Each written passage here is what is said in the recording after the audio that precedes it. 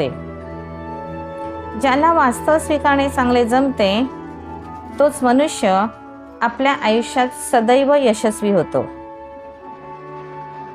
लाचारी स्वीकारून अनेकांच्या सहवासात राहण्यापेक्षा स्वाभिमानाने स्वीकारलेला एकटेपणा कधीही चांगला.